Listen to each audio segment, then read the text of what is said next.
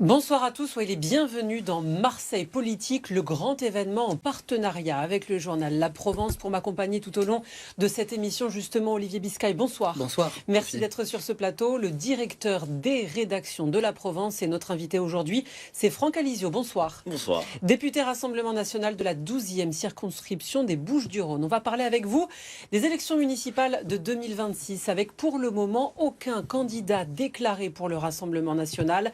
On parlera évidemment du parti, votre parti, qui est dans la tourmente après cette condamnation récente de Marine Le Pen à 4 ans de prison, 2 ans ferme et 5 ans d'inéligibilité. Et puis bien sûr, les questions d'actualité avec notamment la France Insoumise qui fustige le fait que les collectivités territoriales financent la rénovation de Notre-Dame-de-la-Garde. On parle de tout ça dans Marseille Politique. C'est parti.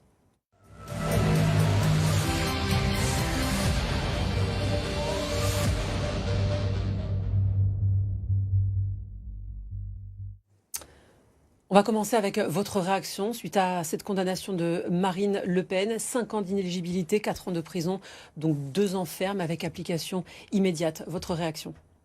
J'ai d'abord pensé à la femme politique, mais la femme avant tout. La femme que je connais depuis 10 ans, la femme pour laquelle je suis venu au Rassemblement National. Vous êtes son conseiller, je vous coupe, vous êtes son conseiller. Tout à fait. J'ai été longtemps, maintenant malheureusement je peux y consacrer beaucoup moins de temps avec les fonctions de député, mais pendant une dizaine d'années, je la connais depuis une dizaine d'années, je la connais, vous l'avez dit, de manière proche, au quotidien. Je sais la femme évidemment honnête qu'elle est. Je sais la femme dévouée au pays qu'elle est, parce que lorsque vous êtes Marine Le Pen, du fait de la pression médiatique, du fait de la pression du nom, du fait de la pression politique, du fait d'être la leader de l'opposition, la favorite à cette élection, les combats que vous avez menés, elle a quand même refondé sa famille politique, elle a mené un combat très difficile à l'époque, y compris contre son père, pour affirmer ses idées et la voir aujourd'hui salie de cette manière. Alors, la vie politique, on sait très bien, c'est une épreuve parmi d'autres, et je sais, parce que je sais qu'elle en a les ressources, qu'elle la surmontera, mais la voir salie comme ça par une exécution provisoire, parce que c'est ça qu'on reproche. Une décision de justice. Le reste, oui, mais ça, la décision de justice, elle est ce qu'elle est. Bon, on a une différence d'appréciation pour rentrer dans le détail. Le Premier ministre de la France est d'accord avec nous, puisqu'il a eu exactement la même affaire que Marine Le Pen, mais lui, il a été relaxé pour les mêmes faits. Ça reste, voilà. Mais j'écoutais encore ce matin Maître Jakubowicz, qui est avocat, qui est président d'honneur de la LICRA, qui expliquait que lui-même, en tant qu'avocat, et pas des moindres, il ne comprenait pas cette mesure, cette exécution provisoire. Cette exécution provisoire est une exécution politique. Il n'y a pas d'autre mot. Il n'y a aucun des critères juridiques, on pourra rentrer dans le détail, hein. Il n'y a aucun des critères juridiques qui ne conviennent à l'exécution provisoire. Donc à partir de là, c'est une décision politique qui n'est pas d'ailleurs dictée par on voudrait jouer aux complotistes, ou on dirait c'est le gouvernement. Pas du tout. Ce sont des juges qui ont fait de la politique. Que vous estimez politisé, c'est ça, et orienté? Évidemment, bien évidemment. Et comment vous pouvez dire ça, vous qui êtes élu? Mais du début à la fin. L'état de droit, ça existe? Mais parce que la juge et avant le procureur l'ont dit plusieurs fois pendant le procès, pendant le jugement, pendant les audiences. Enfin, quand on dit je n'ai rien contre, je sais plus quel prévenu, mais je vais quand même le condamner parce que ça me ferait de la peine de ne pas le condamner. Voilà, lorsque la juge dit clairement, il y a un trouble à l'ordre public à ce que Marine Le Pen soit candidate à la présidentielle, mais c'est l'inverse. Là, il y a un trouble à la démocratie. La favorite des sondages, dans n'importe quel pays du monde, on crierait à la dictature. Et le détournement d'argent public a été quand même ciblé. Est-ce que ça, vous le balayez? Eh bien, je vous renvoie à la longue interview sur votre groupe BFM TV, le national, du Premier ministre François Bayrou, qui explique que pour lui, il n'y a pas de détournement de fonds. Il n'y a pas de C'est pas ce qu'il dit concernant l'affaire de Marine Le Pen. Il ne s'est pas exprimé là-dessus. Il l'a dit. Enfin, la justice a considéré qu'il y avait un détournement de 4,1 millions d'euros. Eh bien, vous voyez, le Premier ministre de la France, Marine Le Pen, moi-même, nous avons une différence d'interprétation. Mais ça ne veut pas dire que, le jugement, l'exécution provisoire est quelque chose d'indéfendable, parce que c'est des juges qui font de la politique. Donc il y a deux sujets, il y a l'exécution provisoire, mais est-ce que vous considérez qu'il y a eu de manière industrielle un détournement d'argent public? Non. parce que les fonctions d'un collaborateur politique sont politiques par essence. Voilà, ça a été la ligne de défense, mais c'est la ligne de défense de François Bayrou, c'est la ligne de défense du MoDem également, c'est la ligne de défense de Jean-Luc Mélenchon-Défi. Depuis des dizaines d'années, ça se passe comme ça. Un collaborateur politique, quel que soit le Parlement, a des missions politiques. Avec une vraie différence, c'est que Marine Le Pen avait connaissance de tout cela. Et les juges ont considéré qu'elle pilotait tout cela depuis 10 ans. Mais non, pas François Bayrou, vous le savez bien. D'ailleurs, il a été relaxé, François Bayrou. Eh bien oui, c'est bien là le problème, au bénéfice du doute. Au bénéfice du doute. Mais François Bayrou lui-même le dit, c'est la même affaire.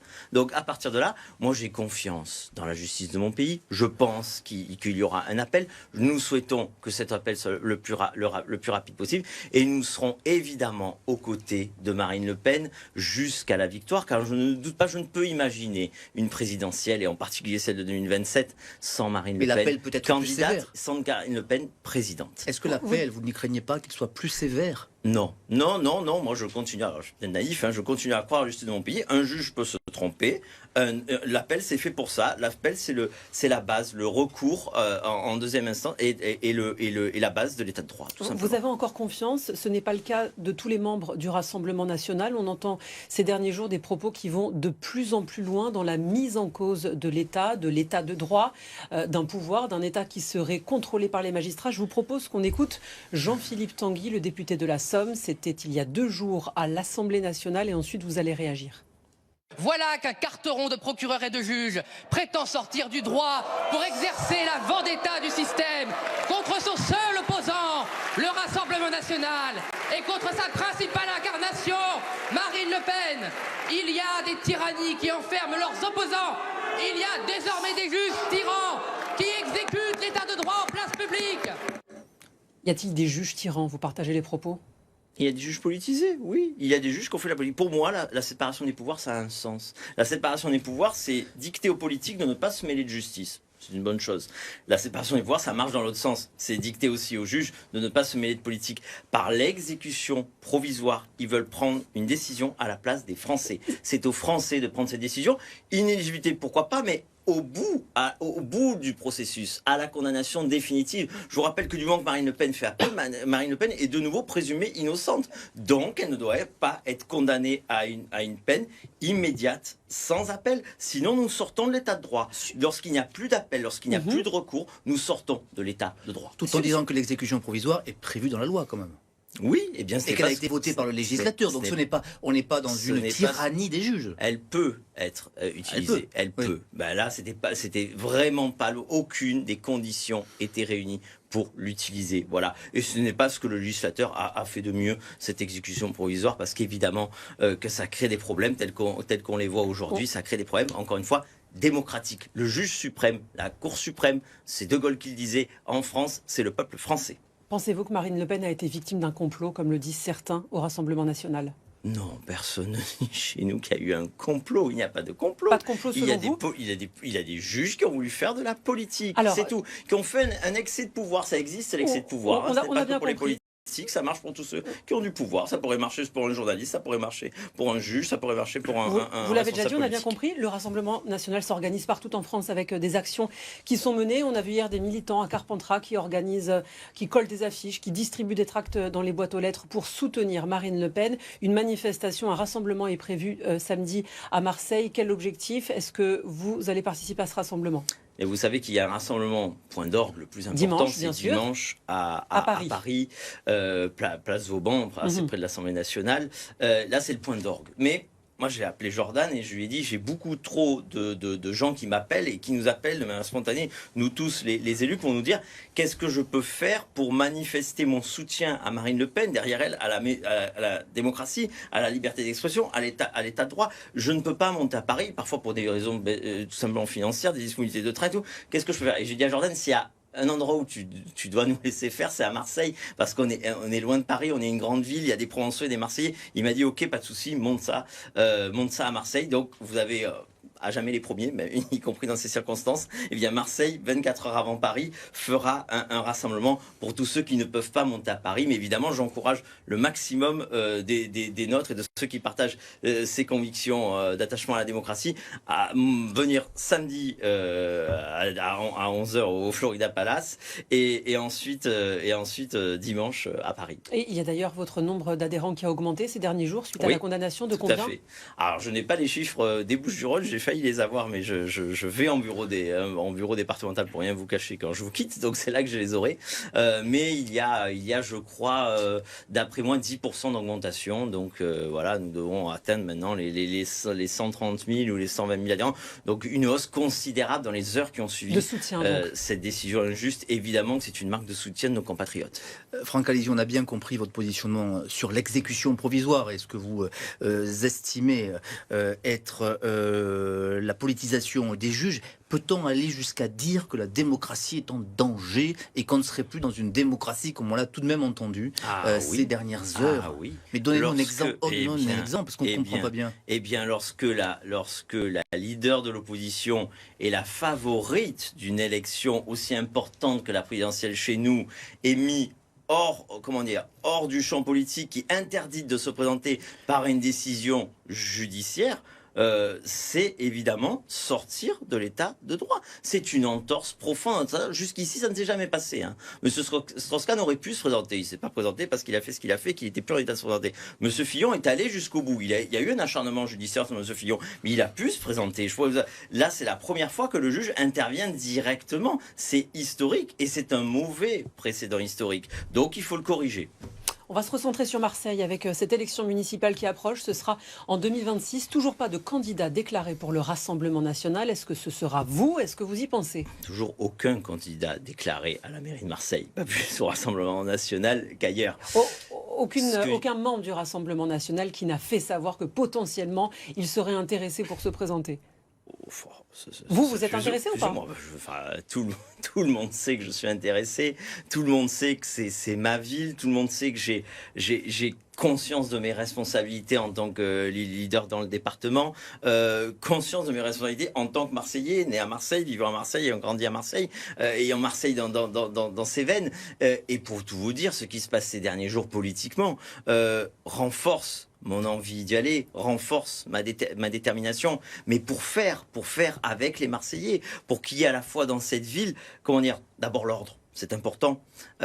Quand on aura l'ordre, on aura l'espoir. Et pour avoir l'ordre et l'espoir, il faut le renouveau. Voilà. Serez-vous candidat ? Et c'est là. Quand le direz-vous ? Vous voyez bien que c'est pas le temps de la campagne. On n'a même pas encore le bon mode de scrutin. On le saura peut-être dans quelques jours, on le saura peut-être dans quelques semaines. Je suis bien placé, je suis parlementaire. Ça ne changera pas grand-chose, mais je préfère me lancer dans une bataille ou dans une compétition lorsque je connais les règles du jeu. Donc voilà, mais voilà, vous avez bien compris qu'on s'y prépare de toute manière. Je m'y prépare et je suis convaincu, selon la belle formule d'Einstein, que ce n'est pas ceux qui ont créé les problèmes qui sont responsables de l'échec de Marseille depuis 30 ans, depuis 20 ans, depuis 10 ans, depuis 5 ans comme M. Payan, depuis 20 ans ou 30 ans comme Mme Vassal ou d'autres, eh bien qui vont pouvoir résoudre ces problèmes. Voilà. Donc évidemment que je m'y prépare, mais le temps n'est pas venu de la campagne, le temps n'est pas venu de dire clairement aux Marseillais, allez, on y va ensemble maintenant. Et pourtant, on en parle déjà beaucoup. Il y a même des sondages. Il y a ce sondage qui a été publié, réalisé par le journal La Provence et BFM Marseille, à la question qui ferait un bon maire de Marseille. C'est Benoît Payan qui est en première position. Vous êtes plutôt loin, Franck Alizzi. Vous êtes même après Stéphane Ravier, ancienne figure locale du Rassemblement national. Comment vous avez accueilli? Peut-être un mot sur le sondage, Olivier? Oui, en effet, on voit bien que vous n'êtes pas forcément dans le trio de tête. Beaucoup l'imaginaient dans votre entourage. Est-ce que ça vous a blessé, déçu? Est-ce que ça vous a obligé à repenser peut-être l'union avec d'anciens membres du RN? Pas du tout, ça m'a renforcé dans l'idée d'y aller. Ce sondage, il a été fait deux fois. Bon, il y a 1 an ou 2 ans, il avait un intérêt, maintenant il n'y en a plus, je vais vous expliquer pourquoi. La première fois, c'était il y a un peu plus d'1 an. Et en 1 an, un peu plus d'1 an, le nombre de Marseillais qui considèrent que je ferai un bon maire et mon taux de notoriété a doublé. En 1 an, c'est pas si mal. Voilà, en 1 an, je suis dans la vie politique marseillaise, à l'échelle des grands noms connus, je suis un homme neuf. Il y en a peu des hommes neufs. Alors ceux qui ont échoué, ceux qui sont là depuis 20 ans, depuis 30 ans dans le système, mais à qui l'on doit l'échec de Marseille? Ah, eux, ils sont très connus, évidemment. Pas forcément bien, mais ils sont très connus. Voilà. Les hommes neufs, qui on a testé de neuf dans ce truc? Un homme neuf, parce qu'il n'y a pas que moi comme homme neuf. Monsieur Collard, au moins, c'est plutôt un homme neuf que les Marseillais découvrent. Je ne sais pas ce que ça va donner de son côté, mais en tout cas, du mien, je sais ce que ça va donner parce qu'il y a un sondage. Cependant, vous êtes une figure nationale. Vous êtes parlementaire. Il y a un sondage. Frédéric Collard qui est déjà candidat. Frédéric Collard, vous avez raison, c'est le seul qui est déjà candidat. Bon vent à lui. Mais moi, ce qui m'intéresse, c'est aussi les intentions de vote. C'est quand même plus important parce que c'est ça qui fait le maire de Marseille. Et le même institut qui a fait votre sondage a fait un sondage d'intention de vote en décembre dernier. Et dans ce sondage d'intention de vote, il y avait Monsieur Payan en tête, 34%. Ensuite, il y avait moi, 31%. Ensuite, il y avait, loin derrière, il y avait Madame Vassal autour de 20%. Et ensuite, il y avait Monsieur Delogu. On sait très bien, on va pas se raconter l'histoire, on peut se raconter l'histoire, si vous voulez. Mais on sait très bien que le match, ça va être Payan et nous. Alors moi, en tout cas... Enfin, ça, c'est de votre point de vue, mais pas du côté des autres, qui considèrent que le match se fera plutôt potentiellement se faire sans vous. Mais c'est l'intention, ce sont les intentions de vote. Ça, c'est du solide. Ça, c'est l'intention. Tout le monde sait que Madame Vassal finira par dealer avec Monsieur Payan. La métropole pourrait rester. Enfin, moi, je veux bien qu'on fasse semblant. Hein. Mais encore une fois, la réalité, le vrai match, les deux visions de Marseille qui sont défendues, qui vont être là présentées aux Marseillais claires, nettes et précises. Il y a une cogestion aujourd'hui de Marseille entre la métropole et la mairie. C'est co-géré. Les deux responsables, il n'y a pas plus Monsieur Payan que Madame Vassal. Les deux co-gèrent Marseille aujourd'hui. Eh bien, donc, il y aura d'un côté Payan, Vassal et je ne sais qui, et de l'autre côté, nous, nos alliés, tous ceux qui veulent changer, tous ceux qui sont ni Mélenchon, ni Macron, ni Payan, qui est un peu le chaînon manquant entre M. Mélenchon et M. Macron, tout simplement. Pour parler un peu de concret à ceux qui nous regardent, quelles sont les ambitions de votre programme pour Marseille? Quelles sont, selon vous, les priorités pour Marseille? Alors, la priorité des priorités, vous le savez, c'est celle qui est partagée par les Marseillais, mais il suffit de vivre à Marseille pour la partager avec eux, pour la partager ensemble. C'est la sécurité. C'est la sécurité parce que... Ça, c'est la priorité des Français, de manière générale. C'est la priorité des Marseillais. Sans la sécurité, on l'a vu encore dans un classement où nous étions dramatiquement tout en haut, la sécurité, c'est la première des priorités. Parce que sans sécurité, vous n'avez pas de développement économique, vous n'avez pas de propreté, vous n'avez pas d'école, vous n'avez rien qui fonctionne. Alors qu'est-ce que vous feriez? L'économie, c'est très important aussi. Et on y reviendra parce que l'emploi, la création de richesse, vous savez, moi je suis pour la création de richesse, pas pour la création de dette. Madame Vassal multiplie par 10 la dette de la métropole en 10 ans. Moi je suis pour la création d'emplois, pas pour la création d'impôts. Monsieur Payan a augmenté les impôts de 17%. Alors comment, ça c'est le constat, comment? Qu'est-ce que vous feriez? Eh bien déjà, en matière de sécurité, je pense que tout commence par... Et ça, je l'appelle de mes voeux depuis plus d'un an maintenant. Tout commence en tapant du poing très fortement, et ça doit venir du national aussi, on ne fera pas tout seul, avec un état d'urgence. À Marseille, sur tout ce qui est drogue, insécurité, trafic, il faut un état d'urgence, à minima dans les quartiers. Qu'est-ce que ça veut dire, état d'urgence? L'état d'urgence, c'est-à-dire qu'on donne des pouvoirs particuliers, davantage de liberté, davantage de pouvoir, des pouvoirs exorbitants, comme on dit en droit, à la police et à la justice pour être à armes égales avec les grands délinquants, à armes égales avec les trafiquants de drogue. Il y a toute une batterie. Par exemple, ça se matérialise en termes d'armes, par exemple? Pardon? En termes d'armement, par exemple? En termes de procédure, en termes de quoi? En termes de procédure, des procédures qui vont plus rapidement, par exemple, mettre à distance les délinquants qui ont été condamnés, pouvoir les exiler quelque part. Il y a toute une série de choses qui sont possibles, des couvre-feux, toute une série de choses qui sont possibles avec une panoplie juridique, qui sont possibles avec l'état d'urgence et qui ne seraient pas possibles sans cet état d'urgence. Après, évidemment, bien une mairie qui fait du surplace en termes de sécurité pour des raisons à la fois d'incompétence et d'idéologie, qui fait du surplace en termes de sécurité en vidéosurveillance, qui fait du surplace en matière de policiers municipaux. Et il se réveille là, maintenant, un an avant, donc en pré-campagne, en disant tout compte fait, je découvre la sécurité, je découvre la vidéosurveillance, je découvre la police municipale. Enfin, c'est un petit peu gros, faut pas prendre les Marseillais pour des idiots. Elle a augmenté la police municipale, c'est plutôt une bonne chose. Elle a très très peu augmenté, madame. Quand les policiers municipaux, vous leur posez la question, d'abord ils ont en guerre ouverte avec le maire, ça veut dire quelque chose, mais quand vous leur demandez, ils disent mais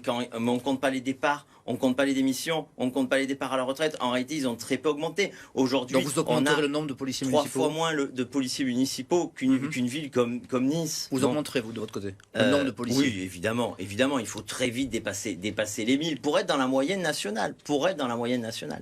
L'économie, vous parliez d'économie, comment on crée des emplois à Marseille? Je vous le disais tout à l'heure, à un moment donné, l'économie, il faut plus de liberté, il faut plus d'oxygène. Donc à un moment donné, il faut évidemment stopper l'augmentation d'impôts. Il faut créer tout un contexte, tout un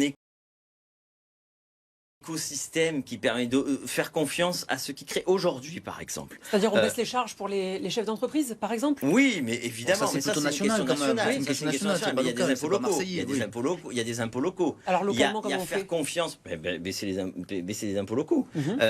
Faire confiance aux entreprises. Aujourd'hui, ce n'est pas normal. Ce n'est pas normal que les grands projets de ces 12 derniers mois, de ces 18 derniers mois, dans cette ville soient, et je vais le dire parce que, comment dire, non, je vais le dire, Tangram, l'entrepôt solidaire, le Grand Central, c'est-à-dire des choses qui viennent du privé, qui viennent d'une entreprise.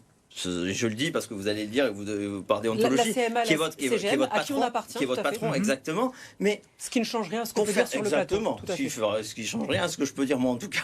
Et bien, des entreprises, des Rodolphe Saadé, il faudrait qu'il y en ait plusieurs à Marseille. Et pour qu'il y ait plusieurs Rodolphe Saadé, il faut leur donner envie de venir à Marseille. Il faut qu'il y ait un environnement économique, fiscal, social. Vous dites que Marseille n'est pas assez attractive, c'est ce que vous dites? Je veux dire qu'aujourd'hui, ce qu'a fait Rodolphe Saadé, ce sont les politiques qui auraient dû le faire au moins avec lui. Voilà. Et aujourd'hui, ils ne l'ont pas fait parce que nos gouvernants locaux en particulier sont dépassés. Nos gouvernements locaux n'ont pas pris leur part dans ces projets et n'ont pas pris leurs responsabilités. Eh bien moi, je les prendrai. J'accompagnerai nos chefs d'entreprise, j'accompagnerai nos créateurs de richesse, mais depuis nos commerçants et nos artisans jusqu'à nos grands groupes.